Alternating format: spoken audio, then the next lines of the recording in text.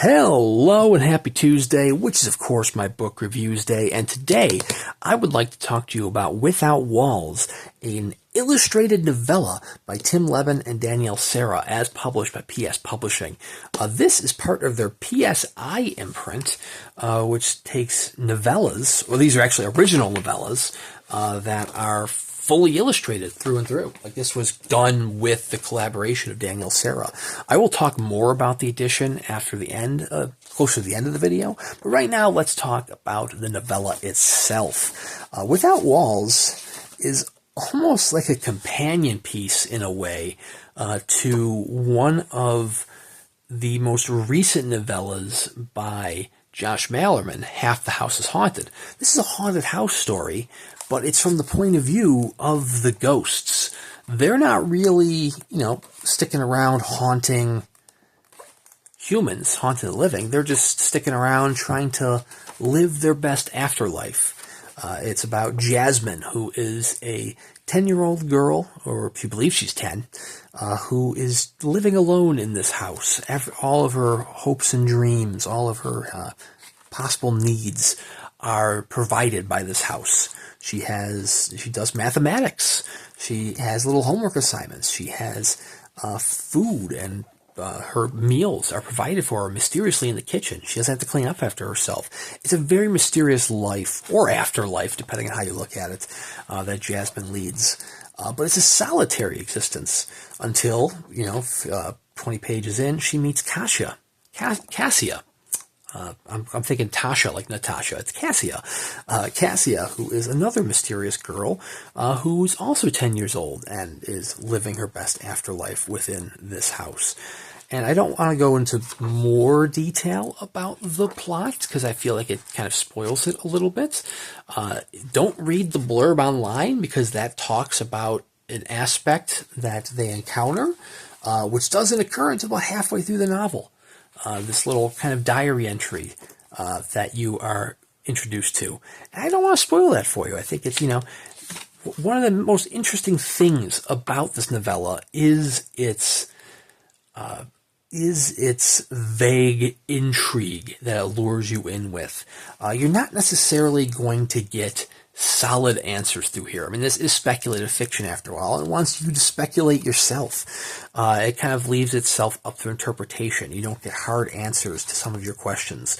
It kind of guides you in a way to give you ideas for how those questions can be answered. And it's done so in a very, very well done manner that I did not feel disappointed by not getting direct answers. It leads itself up to interpretation. I have my own interpretation, surely, but I think it is a very, very good read that you should check out for yourself. It is only available through PS Publishing. There is no trade. Well, I should say there is a trade release, but it is also through PS Publishing. There is the unsigned edition. No idea how many copies that is, but there is also a signed edition, which is limited to 200 copies, signed by both Lebbon and Serra. This is a PC copy that I had gotten off their clearance site due to a couple of dinged areas with the dust jacket, particularly with the spine. But it's an interesting read, and I think the industry agreed, because this novella was actually nominated last year for a special presentation award at the World Fantasy Awards, which is sort of like a catch-all category. If you don't fall into novel, novella, short story collection, anthology, it's like a catch-all, and I can understand why. It's a very unique piece. This is not a children's novel. I mean, it's not necessarily a horror novel. There is some artwork on one page in particular that is creepy as all hell about 2/3 of the way in. So it's not really a kid-friendly novella. But, I mean, it's still one that perhaps teenagers could read and enjoy. It is almost presented almost like a children's novel, almost like with, the full-page illustrations throughout, or half-page illustrations. My only complaint with the novel is that Daniele Serra is Italian, and he's an incredible illustrator. I absolutely love his illustrations. They are top-notch.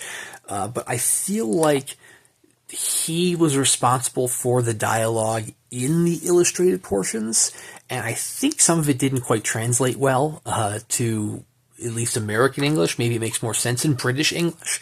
Like Jasmine here describing on page 4 that she is 10 years old, and she says, I have 10 years old. I don't quite think that makes sense. Maybe it makes sense over in the UK. If you are a UK viewer, please, by all means, let me know.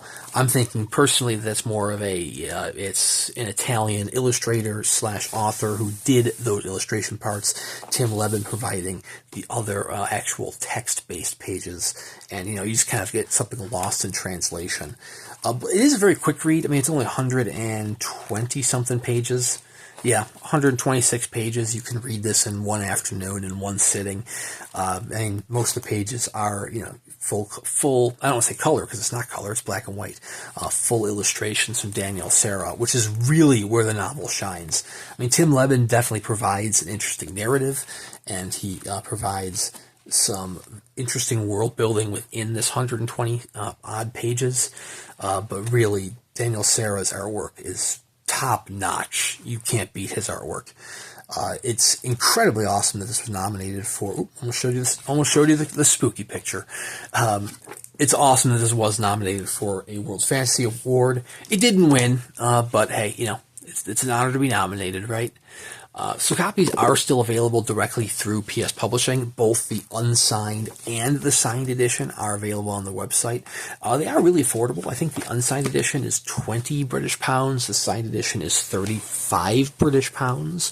Actually, it's 20 and 35. There's my little ding right there. You can see a little crinkling in the dust jacket. Nothing terrible, but enough that it warranted being a PC copy.